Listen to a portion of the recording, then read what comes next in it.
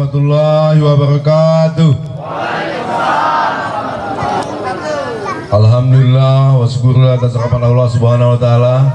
Pada malam hari ini kita masih diberi kesehatan, kesempatan dan kekuatan hadir di tempat ini dalam rangka silaturahmi di antara kita bersama, menyatukan persepsi, menyamakan tujuan dan membulatkan tekad kita bersama.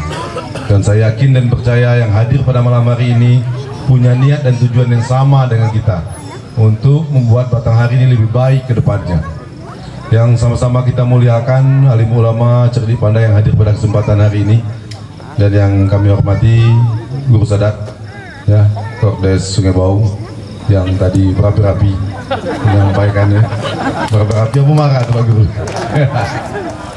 Ya, kemudian yang kami hormati Ketua Tim Mabar Kabupaten Batanghari, Adi Ketonanda, dan Ketua Tim di Sungai Baung ini, Adi Rifki, dan ibu-ibu sekalian, mohon maaf membelakang ibu, ya, bapak-bapak dan adik-adik milenial Sungai Baung yang kami cintai dan kami banggakan. Jadi mohon maaf agak terlambat dikit. Tadi Guru Sadat ngomong lah tengah malam gini tuh kan. Saya nengok-nengok jam saya tadi. Apa jam saya yang salah? Apa Guru Sadat kalau lagi marah kan? Karena terlambat tadi. Karena tahunya tengah malam itu kita jam 12 malam kan. Kemudian pada kesempatan ini kami ucapkan terima kasih yang sebesar-besarnya. Saya tadi di jalan mikirnya Ridwan kok ngomong pertemuan milenial. Itu saya paling 40-50 orang kan. Rupanya malam kok milenialnya bertambah orangnya. Yang laba uban jadi milenial juga malam kok. Tapi itu bukan fisiknya milenial, tapi semangatnya milenial. Bahwa kita hidup harus semangat terus. Dan ini hal luar biasa bagi saya. Bahwa yang dipikirkan 50, tapi yang hadir nak 200 orang malam ini. Mudah-mudahan kekompakan ini terus kita jaga sampai kapanpun juga. Karena apabila kita kuat, kita akan menjadi hebat nantinya. Bapak Ibu sekalian yang saya hormati, mungkin sebagian ada yang belum kenal dengan saya. Saat ini saya kenalkan diri, nama lengkap saya Muhammad Fadil Arif, biasa dipanggil Fadil. Yang tua dari saya manggil saya nama beda apa? Beda, kalau yang muda manggil abang lah. Saya umurnya 45 tahun gitu tuh. Sampai saat ini saya masih berjalan jadi Sekda Kabupaten Muaro Jambi, tapi insya Allah sebentar lagi akan berhenti. Karena syarat untuk ikut pilkada ini PNS harus berhenti. Untuk pensiun saya belum cukup syaratnya. Karena syarat pensiun umurnya 50 tahun. Saya baru 45 tahun. Saya punya seorang istri dan 4 orang anak. Nah, di Sungai Baung kok ada banyak yang 4 anaknya, banyak yang 2 kan. Nah, tidak bisa nampak banggaan dengan saya kawan. Bapak Ibu sekalian saya hormati, tadi disampaikan oleh Ketua Tim Mabar dari Batanghari dan dari Sungai Baung bahwa anak-anak muda ini adalah generasi penerus kita yang harus kita siapkan, yang harus kita bimbing dan kita bina. Tadi disampaikan dan menurut data juga begitu. Tidak ada program yang jelas, pembinaan yang jelas terhadap anak-anak muda ini ke depan mau jadi apa dia. Tamat SMA, tamat kuliah mau jadi apa. Anak-anak kita ini harus disiapkan, harus dibekali ilmu pengetahuan, harus dibekali keterampilan sehingga dia siap memasuki pasar kerja namanya. Bisa jadi karyawan, bisa jadi pengusaha, tapi dia harus dibekali. Karena manusia itu apabila sudah punya ilmu dia akan mudah melangkah. Program itu ke depan akan kita laksanakan. Semua anak-anak yang di angkatan kerja yang sudah lewat masa sekolah ini harus kita masukkan ke balai latihan untuk dikembangkan dirinya, untuk disalurkan minat dan bakatnya. Terserah mau jadi apa nantinya. Bisa jadi wira swasta, pengusaha, atau nanti jadi karyawan di perusahaan atau di pemerintah daerah. Gak bisa kita biarkan begini terus. Sibuk anak-anak kita pengen masuk honor semua. Sementara honor itu tidak ada jaminan di jadi pegawai negeri. Kalau honor yang gaji 1.250.000 itulah, dia tidak akan bisa nikah dia. Kalau nikah dia memberatkan orang tuanya, pasti minta bantuan lagi. Ke depan anak-anaknya harus mandiri. Sehingga besok 10 tahun atau 15 tahun kemudian akan ada calon bupati dari dusun Sungai Baung dong. Ya kan? Tapi kalau tidak ada pembinaan yang jelas, anak-anak kita kok macam kola terus. Dia akan termarginalkan dia. Ya kan, akan terpinggirkan. Dan ini secara struktur dirancang untuk begitu. Ya, dulu saya cerita dikit tentang dusun saya. Dulu orang terusan itu, jangankan nengok polisi, nengok baju polisi di jemuran dia takut dia. Karena tidak ada di dusun ini jadi polisi.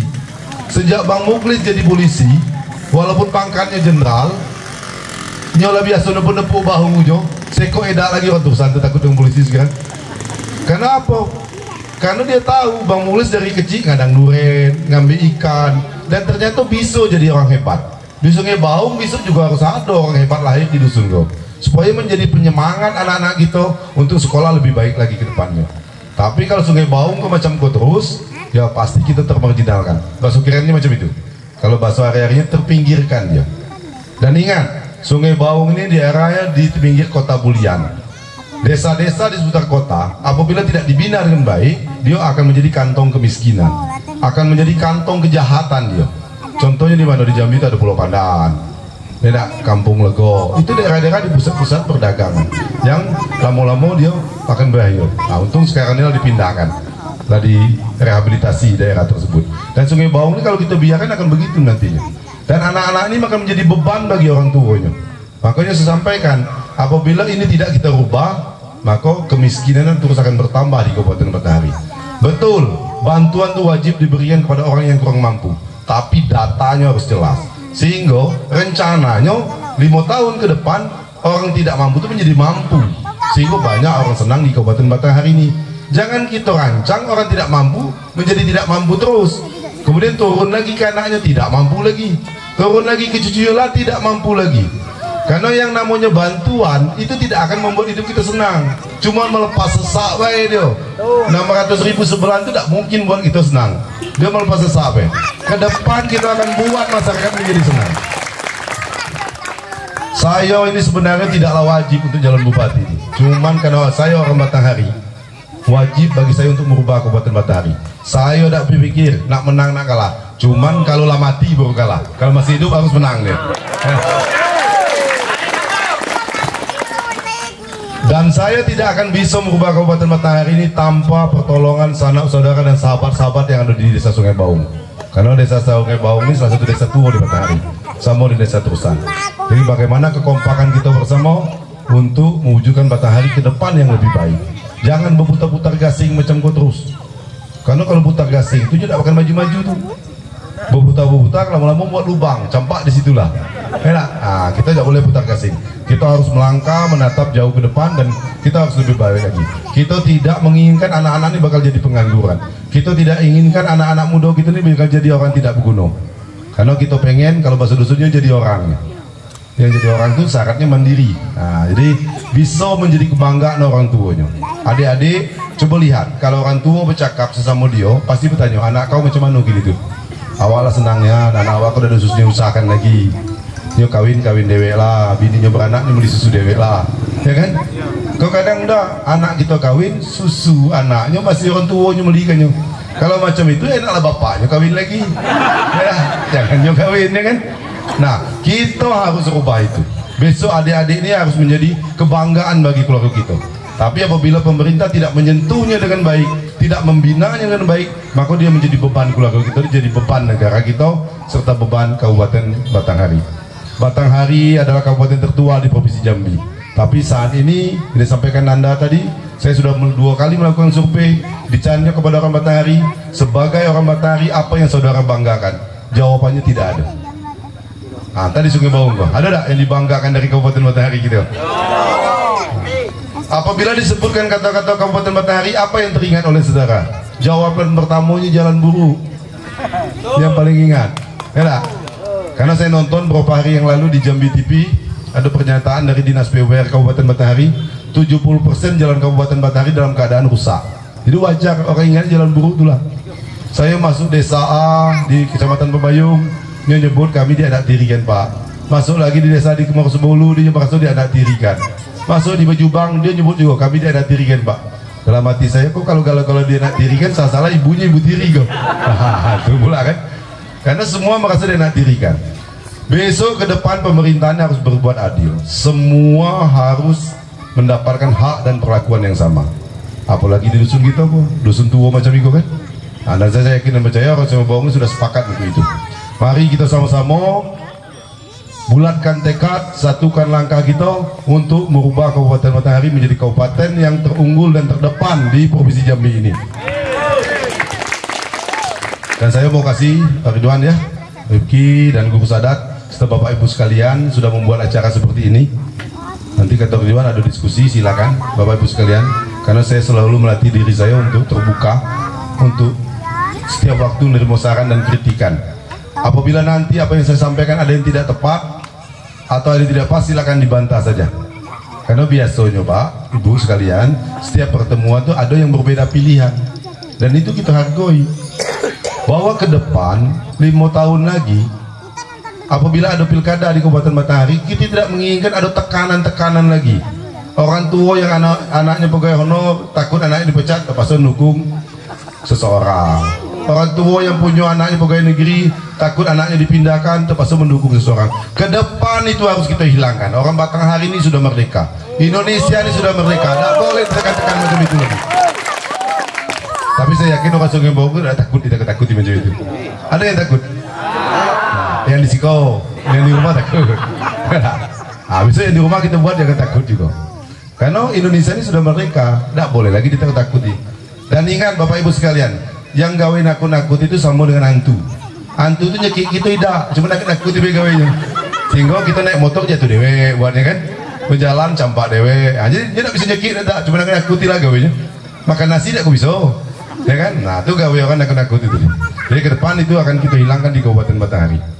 Kemudian satu hal yang kita lihat di Kabupaten Matahari, silaturahmi antara pemimpin dengan rakyatnya tidak terjalin dengan baik. Rakyat susah menemui pemimpinnya, pemimpin jarang menemui rakyatnya. Ke depan kita buat program Jumat Berkah namanya. Setiap Jumat pagi sampai siang rumah bupati itu dibuka kepada rakyat untuk datang mengadukan masalahnya. Tidak ada boleh lagi ada batasan antara pemimpin dan rakyatnya. Semua harus satu rasa. Rakyatnya susah, pemimpin harus susah. Harus berpikir untuk menyelesaikannya. Jangan pas nak gunung bersuara rakyat. Jangan silaturahminya 5 tahun sekali pas dekat pemilihan. Tidak, antar di Siko. Kalau di Siko sering ya. Tidak. Jadi jangan. Karena agama kita tidak pernah ngajarkan silaturahmi lah kamu 5 tahun sekali. Ada tak Pak Guru Sadat? Tidak ada kan? Tapi dianjurkan untuk silaturahmi terus menerus. Itu mungkin beberapa hal yang dapat saya sampaikan Bapak Ibu sekalian. Dan sama-sama kita tekatkan bahwa Batanghari ini harus kita buat menjadi lebih baik. Dan Batanghari ini harus dimiliki oleh orang Batanghari. Orang Batanghari harus bangga terhadap kabupatennya. Untuk itu kabupaten kita harus kita buat maju. Anak-anak muda harus kita siapkan sebagai orang yang mandiri dan bisa berbuat baik kepada orang tuanya, bisa berbakti kepada orang tuanya, sehingga hidupnya bisa bermanfaat bagi kita semua. Dan ke depan pilihan tergantung di kita semua. Silakan kalau ada datang calon lain layanan juga begini, ajak diskusi, dengarkan caranya berpikir, tengok niatnya, pilihlah mana yang terbaik. Dan saya sarankan semua difasilitasi dengan baik, jangan ditolak-tolak. Dan orang Sungai Baung ini saya tahu dia tidak pernah nolak calon itu datang. Cuma galak belakang ya. Jadi kalau ada calon datang ajak diskusi. Karena kadang-kadang kita lihat setiap pilkada, saya sering amati visi misi calon itu dibuat oleh ahlinya, ya, dibuat oleh profesor doktor, sehingga kadang-kadang calon tidak nguasai, cuma bisa bacanya Jadi pas terpilih dia tidak paham cara membuatnya. Waktu kampanye enaknya dengan ninyo muat tu. Dia tidak pernah berhitung bagaimana cara membuatnya, karena itu dibuatkan oleh orang lain. Ya, jadi Batanghari ini harus kita serahkan kepada pemimpin yang ahli. Karena agama kita nyatakan serahkanlah sesuatu pada ahlinya, bukan ahli waris, ya kan? Ya, tidak boleh. Pilihlah mana yang ahli. Karena apabila suatu perkara tidak kita serahkan kepada ahlinya, tunggulah kehancuran. Kalau gini kok Batanghari hancur apa tidak? Tuh, besok jangan sampai hancur lagi. Kalau tadi katanya jalan macam jadi bubur, lebih bisa dimakan tuh. Ya lah.